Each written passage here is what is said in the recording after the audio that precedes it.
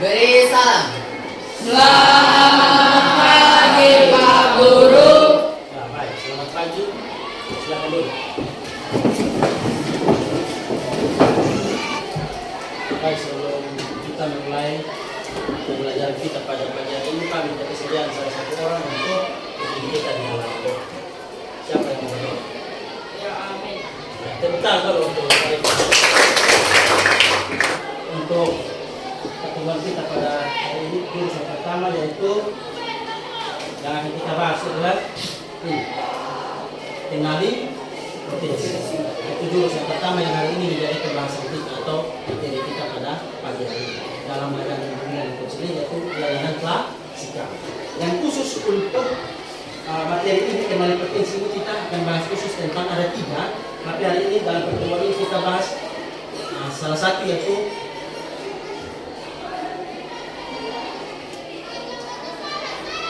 ini materi kita ini. Ayo kenali apa ya, nak?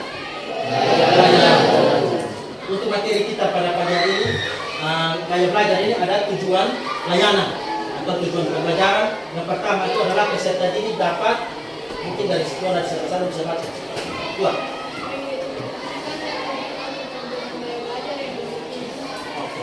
Jadi tujuan layanan yang pertama itu adalah peserta didik dapat mengidentifikasikan dan menentukan kecenderungan gaya belajar yang dimiliki.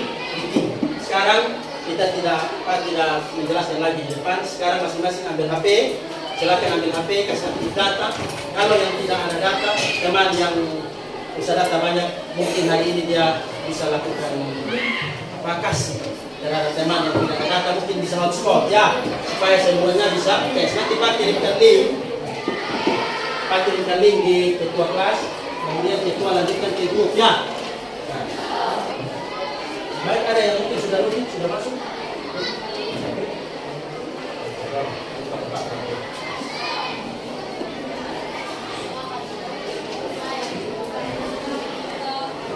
Nanti pilih yang tes gaya belajar ya. Sudah login semua, sudah bisa masuk. Baik, jadi sambil kalian yang menunggu teman-teman yang lain masih tes, Pak sampaikan sedikit bahwa setelah kalian lihat hasil itu, di situ ada muncul berapa gaya belajar? Ada 3. Yang itu apa? Yang pertama, kedua, yang ketiga. Jadi urutannya auditori, visual, kinestetik. Jadi ternyata gaya belajar kita ternyata ada 3.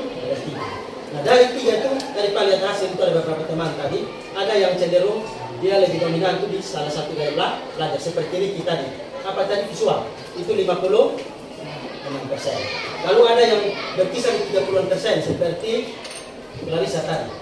Itu antara visual, auditori, kinestetik itu dia ada. Berarti gaya belajarnya jadi antara dari 3 gaya belajar. Lalu ada yang punya 2. Ini seperti ini apa tadi? Visual, auditori, visual, kinestetik. Ya, betul. Nah, jadi dari hasil tes itu masing-masing dengan punya gaya belajar. Bagaimana? Kalian senang tidak dengan hasil tes gaya belajar? Pasti semua senang karena kita bisa tahu kita punya hasil. Oke, baik. Sekarang kita lanjut ya. Sebelum kita lanjut, kalian semua berdiri. Yang masih tugas itu biasa saja. Semua berdiri. Jangan Pak bilang gajah. Kalau Pak bilang gajah, kalian bilang kecil. Pak bilang semut, kalian bilang kalian gerakannya besar.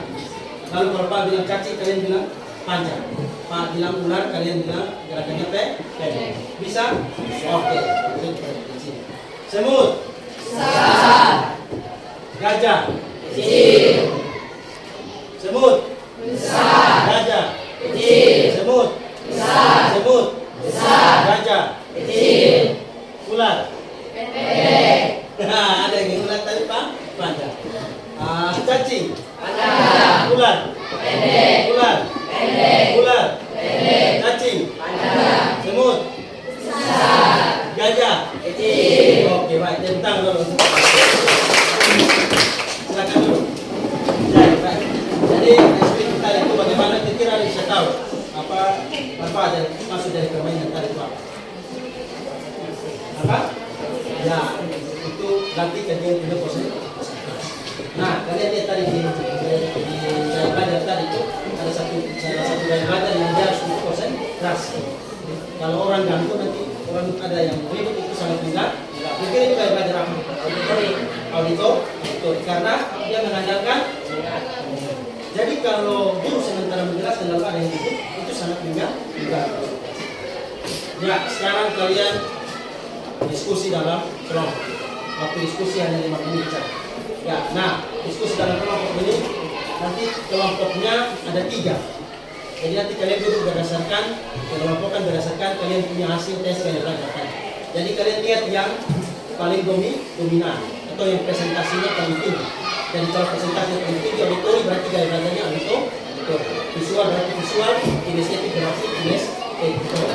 Jadi pertanyaan yang pertama itu bagaimana hasil asesmen ini membantu Anda dalam belajar. Lalu yang kedua itu setelah mengetahui gaya belajar Anda, bagaimana Anda dan Anda memanfaatkan hasil tes gaya belajar. Silakan kalian diskusi dalam.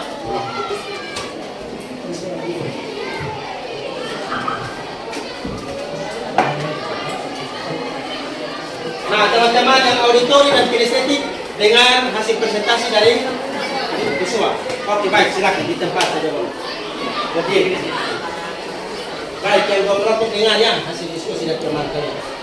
Baik, jawaban yang kami diskusikan pertama, bagaimana hasil asesmen ini membantu Anda dalam belajar?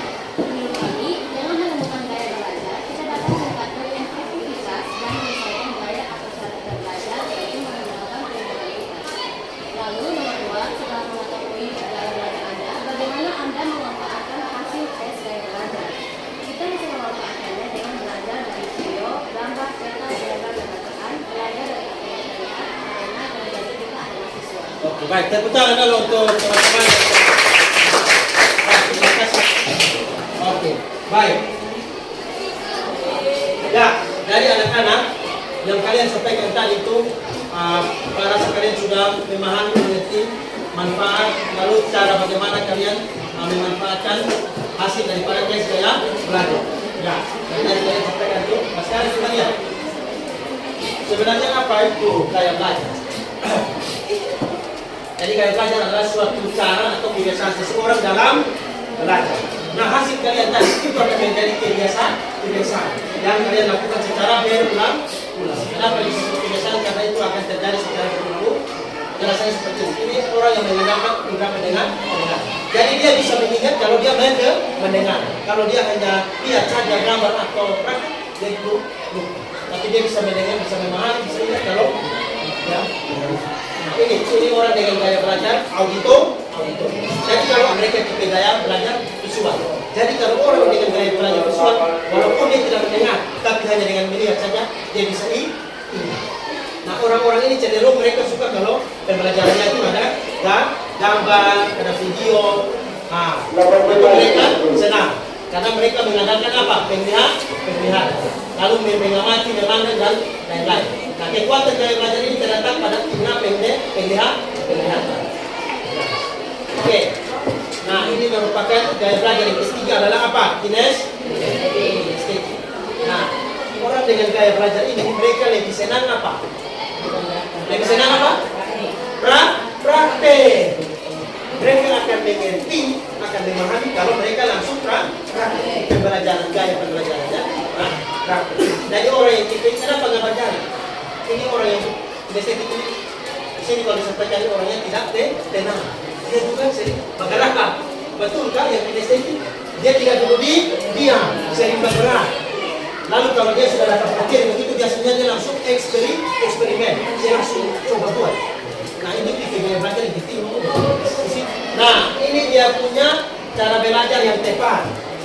Jadi setelah kalian tahu di kompetensi tadi, ini adalah cara belajar yang tepat untuk gaya belajar yang pertama. Ada 5. Yang pertama itu dengan musik yang disukai.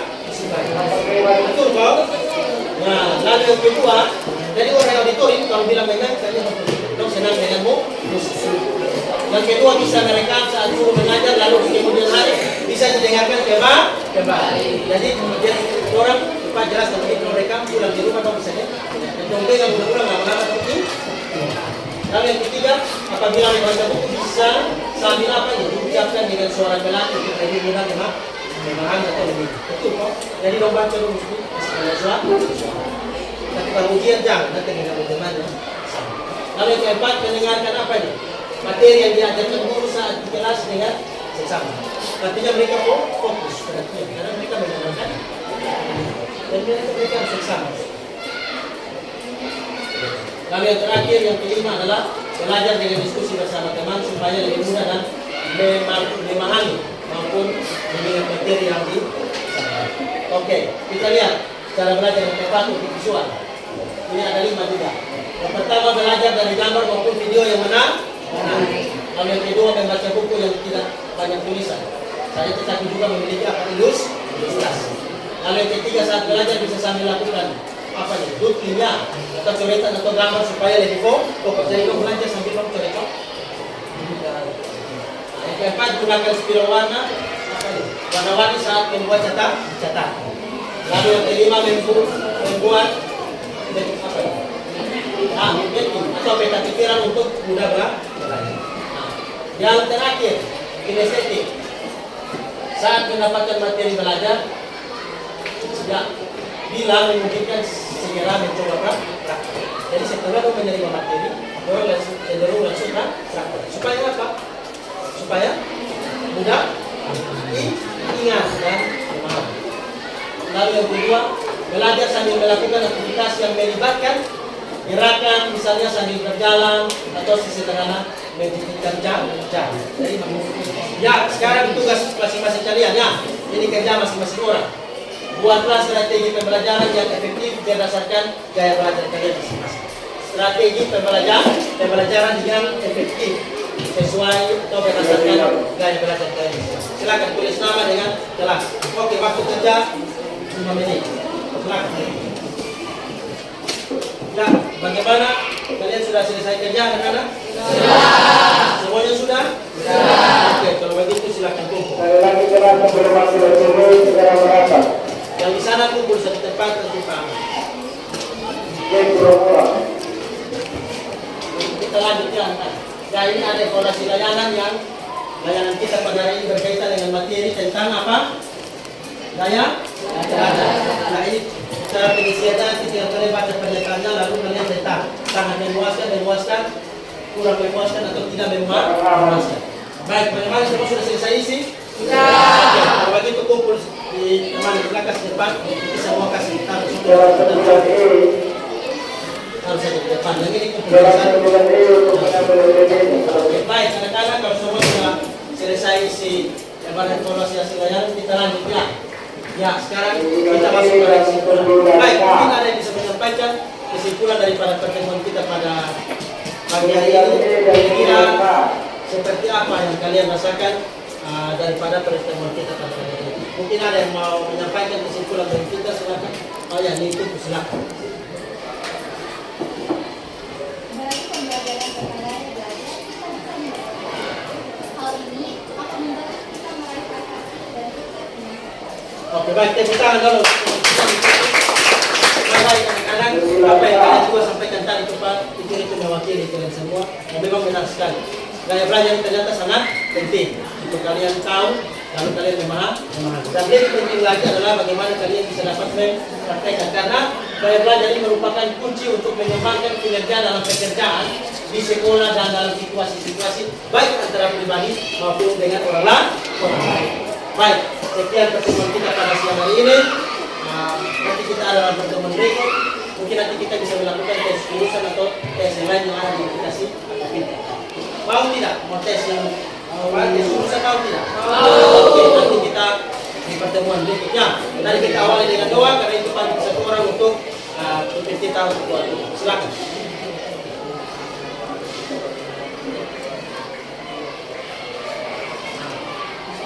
Terima kasih, selamat datang. Ya, siapa yang siap? Seluruhnya siap.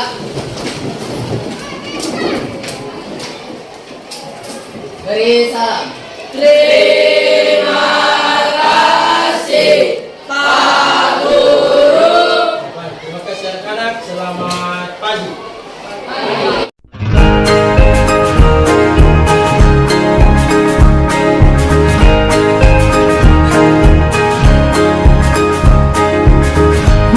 Mandiri dan kuat, lingkungan sehat. Bersama guru yang hebat, penuh cinta dan bersahabat, mendidik dengan tulus. Gunakan 7 jurus. Kenali potensi, kelola emosi, tumbuhkan resiliensi. Jaga konsistensi dan jalin koneksi, membangun kolaborasi dan menata situasi.